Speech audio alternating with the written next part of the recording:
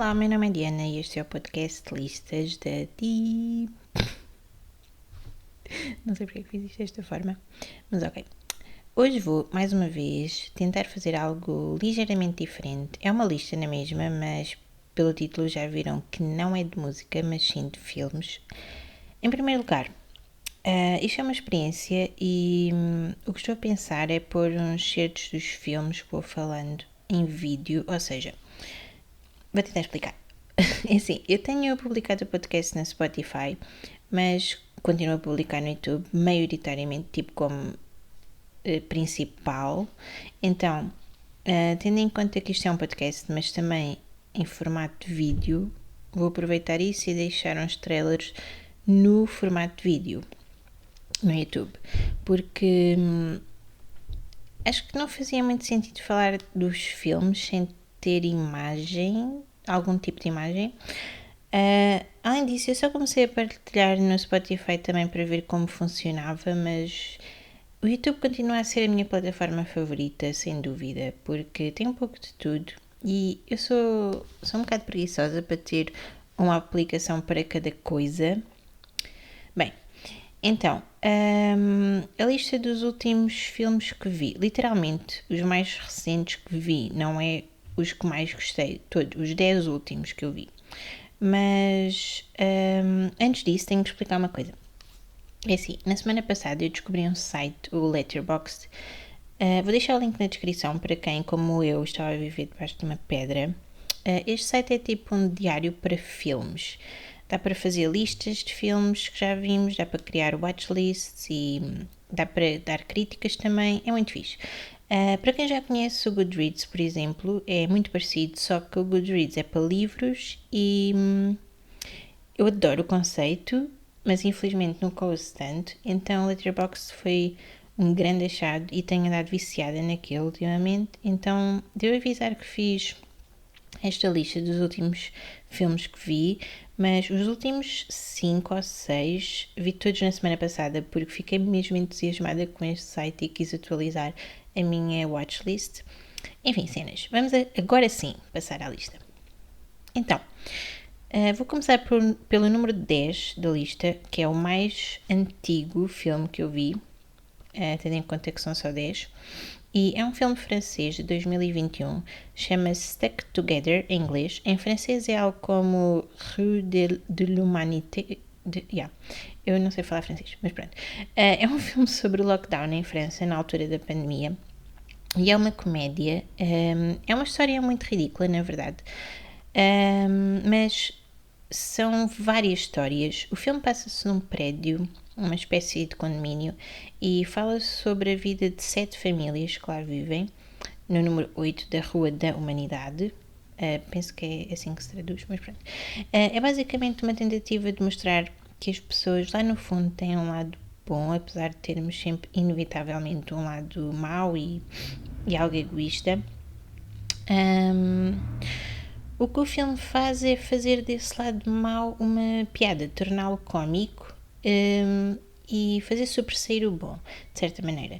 Eu achei um filme bastante divertido e é um relato cómico no meio do drama do Covid e tudo o que implicou isso. Esperemos que tenha ficado no passado, não é? E este filme relata de uma forma quase tipo caricatura as várias reações de pessoas diferentes perante essa situação. Ao mesmo tempo, é mesmo ridículo e engraçado e por isso há muita gente que não gostou, mas é muito levezinho, apesar do tema. Eu achei que é um filme fácil de ver. Eu tenho ideia, lá está, que este filme recebeu algumas críticas negativas. Eu pessoalmente dou-lhe 3 estrelas em 5. Sim, porque como a Letterboxd deixa de dar estrelas, eu vou dizer qual foi a minha avaliação. Mas eu até estou a ser generosa, não sei. Mas uma coisa que li, por exemplo, o filme tem uma música característica lá pelo meio que faz parte da história e há quem se tenha fartado tanto da música. Eu, por exemplo, achei muita piada e depois de ver o filme fiquei a cantar a música durante dias. Por isso depende muito do estado de espírito com que se vê o filme, claro. Depois, o número 9 é um filme mais recente não, o outro era 2021, este é de 2022, é mais recente, mas não tanto, que é o último filme do Elvis, chama-se Elvis, e conta a história da relação complicada do cantor com o manager. Eu dei a este filme 2,5 estrelas e posso dizer que destes 3 filmes é dos que têm menos estrelas, há outro também com 2,5 estrelas, mas já lá vamos. Na verdade a história é interessante, mas senti que faltava qualquer coisa durante o filme. Por exemplo, a cena em que o Elvis se revolta, há ali uma reviravolta, né, na carreira dele e que tem uma implicação política. Vou tentar contar sem spoilers, mas pronto. Aquilo é muito emocionante. O filme dá-lhe quase o papel de herói, mas depois passa tudo muito depressa e não há detalhes ao longo do filme. A ideia com que fiquei no final é que o Elvis podia ter sido ainda muito mais do que foi se não fosse pelo tal manager que o prendeu, entre aspas, durante tantos anos para proveito próprio, e isso é triste, mas acho que o filme está um bocado biased, não é? Como já podia ser esperado. Mas pronto, o Elvis podia ter sido, não, dá a ideia que podia ter sido não só da América, mas do mundo, se tivesse conseguido libertar-se de burocracias e coisas do género, e acaba por ser muito infeliz, é a ideia que dá. Mas o filme em si não achei assim tão profundo e parece que ficou a faltar qualquer coisa que eu nem sei explicar. Depois vi o filme The Way, ou O Caminho, de 2010, que gostei muito. Dei-lhe 5 estrelas, na verdade. Não sei se merece tanto, mas eu fiquei mesmo embrenhada na história, que fala basicamente do caminho de Santiago, da perspectiva de um oftalmologista americano. O filme conta a história da sua relação com o filho e as suas diferentes visões de vida dos dois. Acontece que bem, isto não é bem um spoiler, porque vê-se logo no início do filme, mas o filho morre em França quando ia iniciar o caminho de Santiago e o pai viaja para a França para ir buscar os seus pertences e, numa espécie de homenagem, decide, assim, de um dia para o outro, ir fazer ele o caminho com as cinzas do filho. E pronto, o filme é basicamente ele a fazer o caminho a pé e encontrar diversas outras pessoas ao longo do percurso. Achei mesmo muito cativante. Não é nada religioso nem nada do género, é mais um apelo a ideias, convicções e à vida no geral. Mas eu, por exemplo, nunca sequer tinha pensado muito no caminho de Santiago e quase fiquei com vontade de o fazer um dia depois de ver este filme. Não esse caminho original, mas há outros. Há um que passa por Portugal e isso, sim, eu fui pesquisar.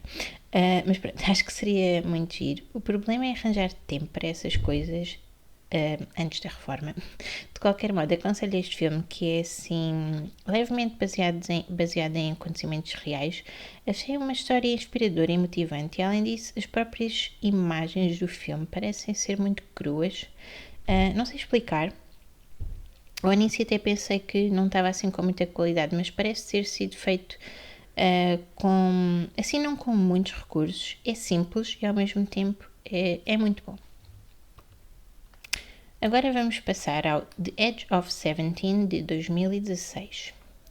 Em Portugal penso que se chama No Limiar dos 18 e como posso explicar? É assim, estes filmes adolescentes, quando são bem feitos, eu identifico-me bastante, estranhamente, né, para a minha idade. Mas, não sei, ou são memórias ou ainda projeto um pouco da adolescência atualmente, não sei. Mas eu gosto muito destas histórias e destes filmes. Basicamente, este filme é uma comédia dramática e fala sobre a adolescência, sobre crescer. E eu acho que a personagem principal, a Nadine, sofre um pouco de depressão sem saber muito bem porquê. Eles não falam diretamente no assunto, mas acho que é óbvio. Mas a história, no fundo, é leve. É tipo, quer dizer, não há muitas intrigas nem personagens más, mas são personagens humanas e em situações que podiam muito bem ser reais. Não sei, vou tentar explicar. Então, a Nadine, que é a personagem principal, vive com a mãe e o irmão mais velho e tem uma amiga que é a melhor amiga dela desde a infância.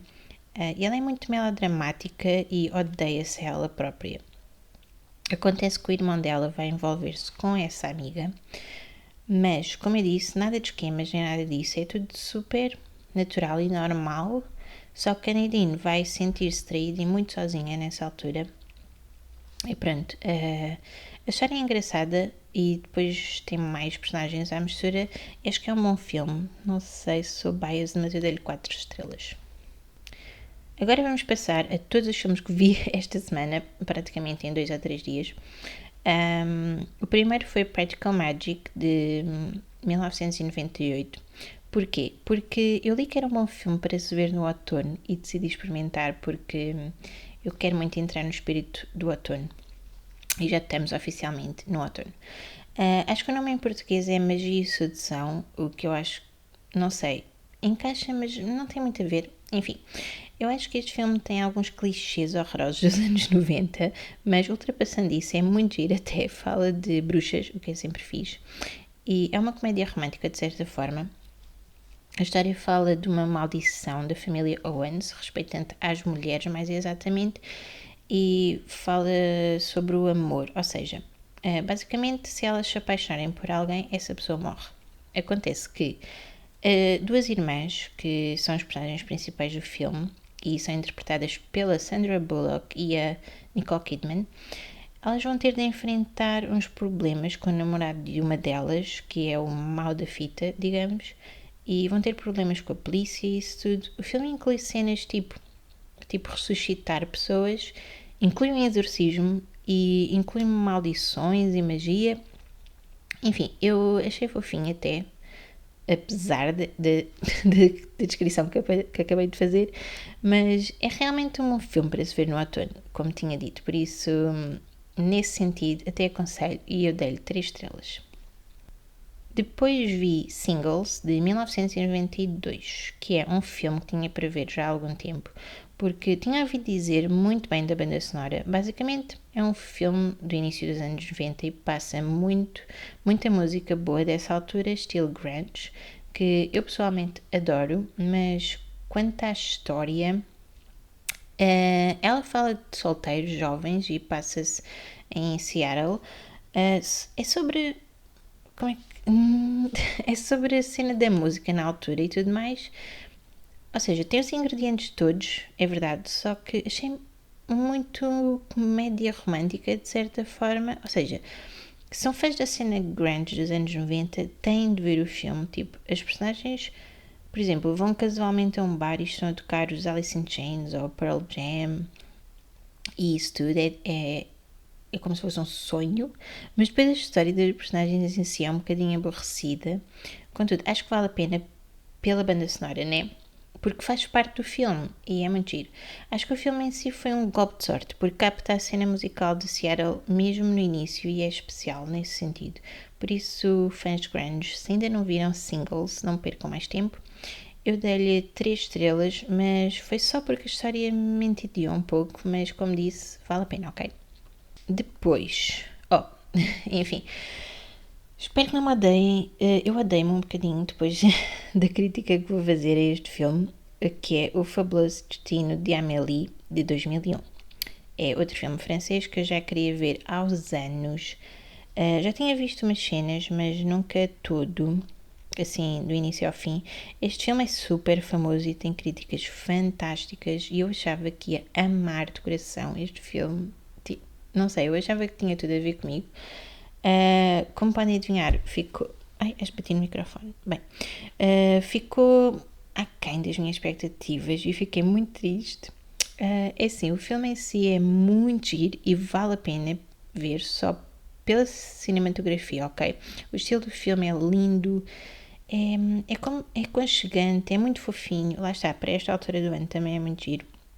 Adoro a estética no geral e é diferente do habitual e prima pela diferença porque está muito bem feito. Não me arrependo de ver, né? Ter visto, mas esse... Agora, as personagens e a história é que, enfim, não sei se tinha expectativas demasiado altas ou tinha uma ideia muito diferente do que ia acontecer, mas, para mim faltou qualquer coisa na história, ou não sei. Contudo, eu gostei de ver na mesma e aconselho, claro. Só fiquei triste mesmo, porque eu queria que fosse o meu novo filme favorito e basicamente só lhe dei 3 estrelas. Não me julguem, ok? Se calhar esperei tanto tempo para ver o filme que ouvi numa altura errada da vida. Eu até estou a pensar revê-lo noutra altura para ver se muda de opinião, porque quero mesmo, ok? E nessa altura depois falamos sobre isso. A seguir vi Beautiful Boy, um filme de 2018 com o... Agora a ver se eu não digo o nome todo ao contrário. Com o Timothée Chalamet, acho que sei lá como é que se diz o nome, mas pronto. Com o Timmy e o Steve Carell, que não é um filme cómico, para já, mas é um bom filme. Para dizer a verdade, a primeira metade do filme eu não estava a adorar, mas a partir do meio comecei a ficar mais embrenhada na história, que é baseada num livro de memórias sobre um rapaz que está sempre a desaparecer e sobre a preocupação dos pais a tentar ajudá-lo, sem sucesso.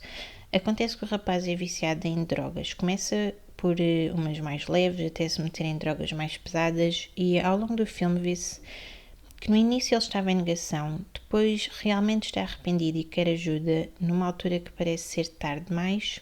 Ou seja, não é muito clichê este filme, até porque é baseado numa história real e um drama real de uma família que desespera com este problema.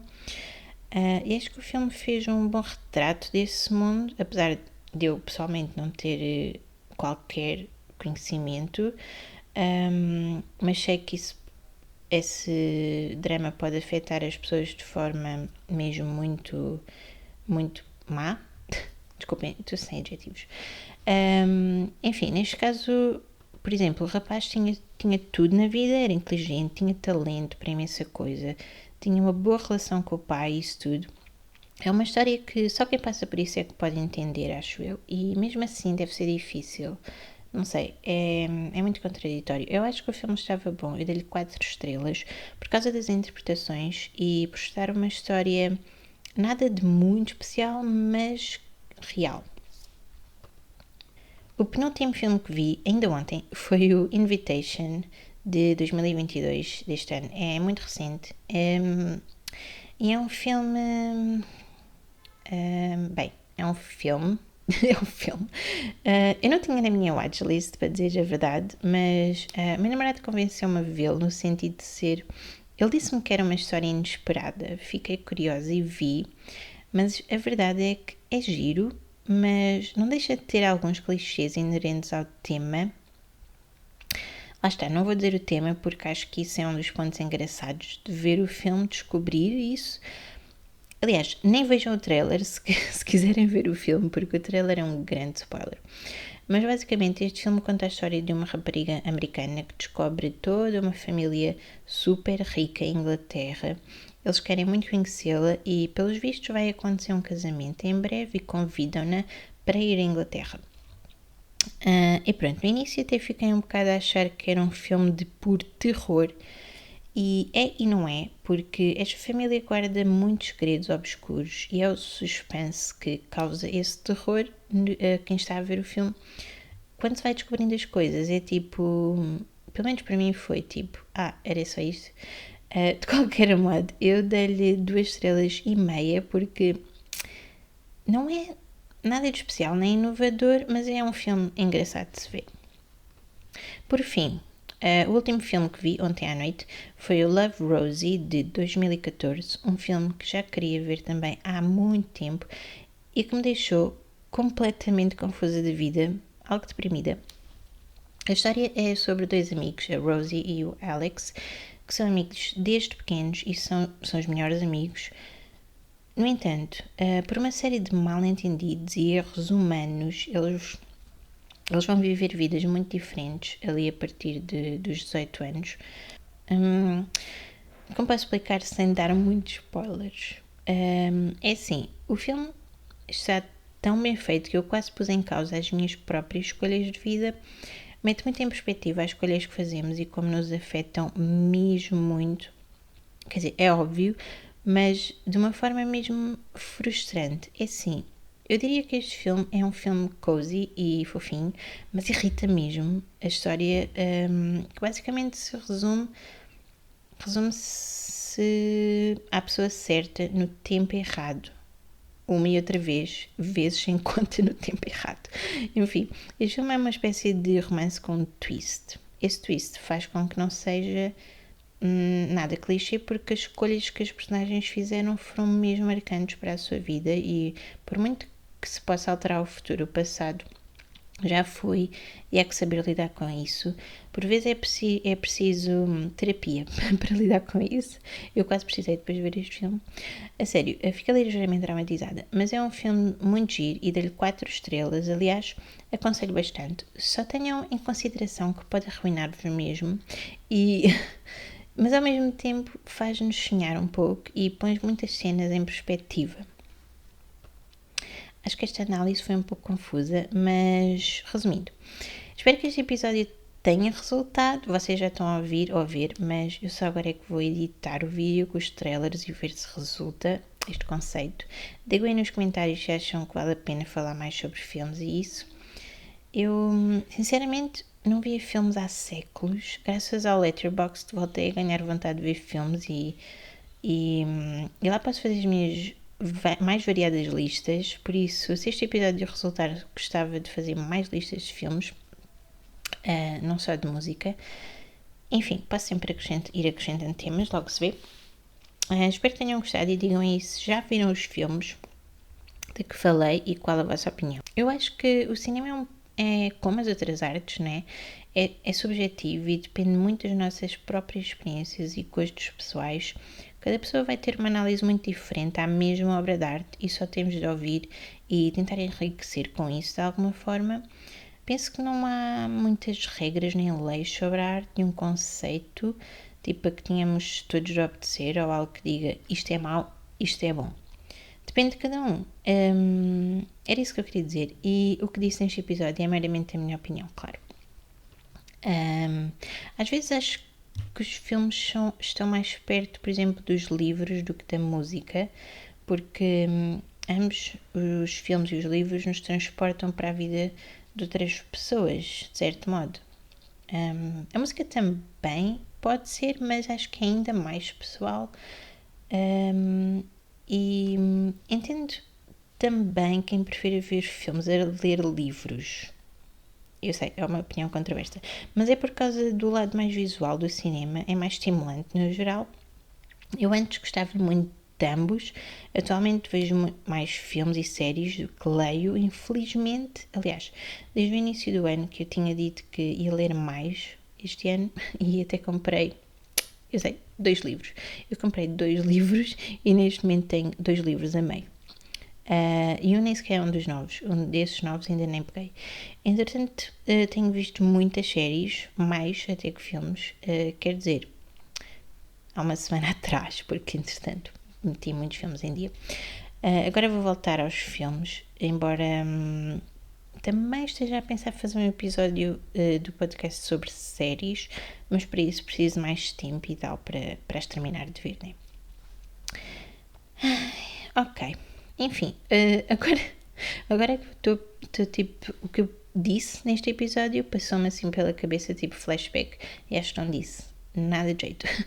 Mas acho que já divaguei muito e agora vou terminar por aqui o episódio.